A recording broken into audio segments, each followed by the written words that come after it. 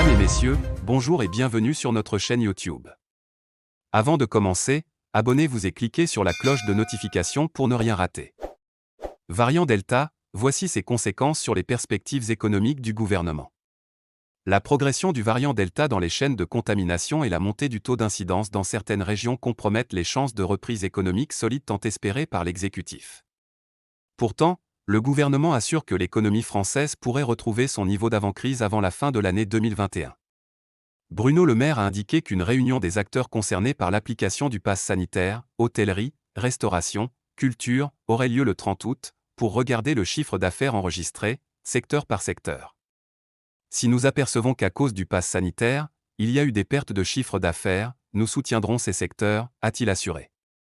Bruno Le Maire a indiqué qu'une réunion des acteurs concernés par l'application du pass sanitaire, hôtellerie, restauration, culture, aurait lieu le 30 août, pour regarder le chiffre d'affaires enregistré, secteur par secteur. Si nous apercevons qu'à cause du pass sanitaire, il y a eu des pertes de chiffre d'affaires, nous soutiendrons ces secteurs, a-t-il assuré. La fin de l'année 2021 pourrait être plus compliquée que prévu. Alors que le gouvernement planche sur le budget 2022 qui doit être présenté à la rentrée, la propagation du variant Delta met à mal les perspectives économiques de la France. La progression du virus dans les chaînes de contamination et la montée des taux d'incidence dans certaines régions françaises pourraient chambouler les plans de l'exécutif. En effet, une étude britannique récente a montré que l'efficacité du vaccin Pfizer pour lutter contre les infections liées au variant Delta durait moins longtemps que celle du vaccin Oxford-AstraZeneca. Plusieurs pays dont la France envisagent une campagne de rappel pour une 3e dose. En outre, la réticence de certains citoyens à se faire vacciner devrait contribuer à la circulation de ce variant.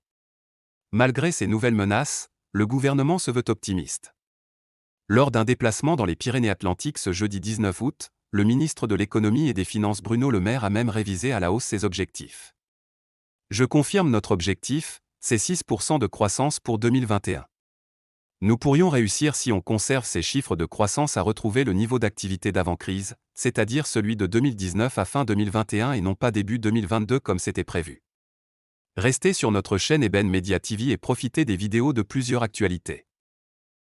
Partagez la vidéo avec vos proches et laissez-nous vos avis dans les commentaires.